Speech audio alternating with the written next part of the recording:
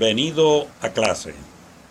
Continuamos con el tema de la lógica, segunda edición, tercera parte.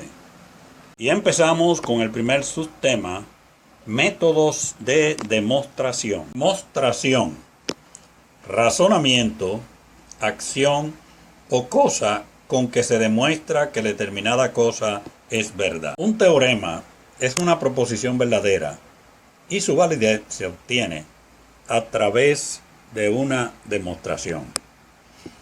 Una demostración consta de las siguientes partes. Proposición dada a demostrar o teorema. El conjunto de hipótesis válidas que sustentan la demostración. Axiomas, postulados, corolario y otros. Razonamientos lógicos utilizados en la demostración o inferencias lógicas. Y por último, la conclusión o tesis. Método directo de demostración. Es una cadena de conjunciones e implicaciones que parten de una hipótesis y concluyen en una tesis. Ejemplos. Pedro me paga lo que me debe, entonces compro el televisor. Pedro me pagó, por lo tanto compraré el televisor. Otro ejemplo. Si un polígono tiene sus ángulos interiores iguales, entonces es un polígono regular. El triángulo equilátero tiene sus ángulos interiores iguales. Por lo tanto, el triángulo equilátero es un polígono regular. Método indirecto de demostración. En este método se parte de suponer como hipotética la veracidad o falsedad de la tesis y mediante una concatenación de inferencias lógicas válidas llegar a una contradicción lógica, un absurdo. De llegar a una contradicción, entonces la hipótesis ha de ser falsa. En este método procedemos de la manera siguiente. Primero, establecemos que la implicación es falsa.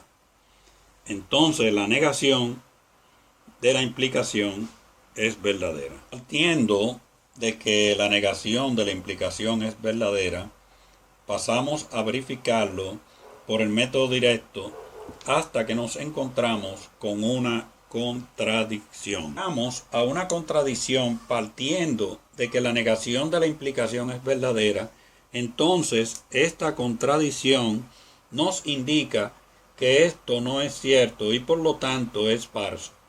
Por consiguiente, la negación de la implicación es falsa.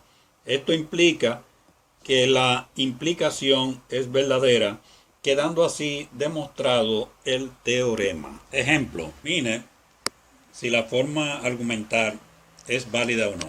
Para que esta implicación que aparece en rojo tenemos que suponer que es falsa. Entonces, para que sea falsa, el antecedente tiene que ser verdadero y el consecuente tiene que ser falso. Entonces, para que el antecedente sea verdadero, ambas premisas tienen que ser verdaderas. Solo tenemos que sustituir en la premisa que está a la izquierda del antecedente a P y a Q. No P es verdadero, entonces P es falso. No Q es falso, entonces Q es verdadero. Entonces vimos que no hay ninguna inconsistencia y el argumento es falso. Razonamiento del tercero excluido. Este tipo de razonamiento corresponde a la disyunción exclusiva, ya que plantea dos posibilidades de las cuales una de las dos ocurre y además excluye que ocurra una tercera posibilidad. Ejemplos: la nieve es fría o la nieve es caliente. Contraejemplo, uno de los argumentos puede ser rechazado.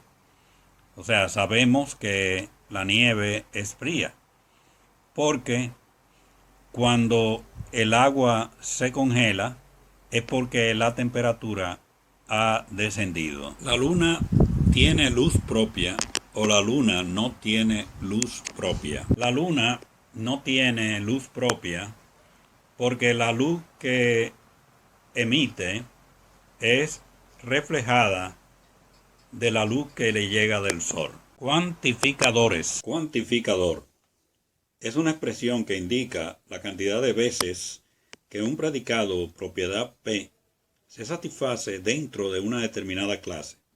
Por ejemplo, pertenencia, equivalencia u orden. Cada cuantificador es un símbolo que utilizamos en matemática para expresar determinadas condiciones.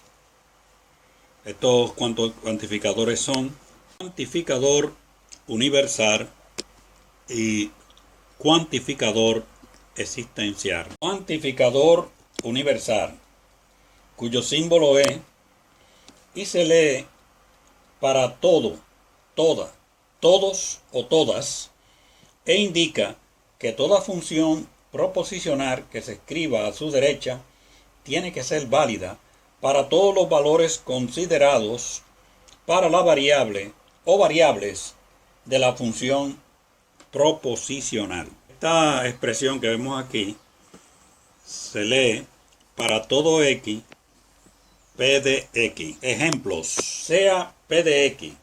X es un integrante del equipo de básquetbol del sector Ralma. X pertenece a B, entonces el conjunto B está constituido por los elementos Juan, Francisco, Ruperto, Nicolás y José. Si anteponemos el cuantificador, indica que en cada caso que X sea sustituido por uno de los nombres de B, entonces tiene que verificarse que sea un integrante del equipo de básquetbol del sector Ralma. Entonces, la expresión para todo X, P de X, es verdadera. Entonces lo escribimos como sigue. Para todo X, P de X, X es un integrante del equipo de básquetbol del sector Ralma. Otro ejemplo. Vemos que la expresión para todo X, F de X, es falsa porque no todos los valores del conjunto F satisfacen la expresión. Cuantificador existencial se simboliza por y se lee por lo menos un existe o una existe o algunos existen. Indica que todas las funciones proposicionales que se escriben a su derecha son verdaderas si se verifica para por lo menos un valor considerado para la variable o variables de la función proposicional. Ejemplos: sea P de X, X es un integrante del equipo de básquetbol del sector Ralma. Entonces X pertenece a D y el conjunto D tiene los elementos Juan, Bernardo, Ricardo, Lucho y Francisco. En el conjunto D, los elementos Juan y Francisco pertenecen al equipo de Ralma.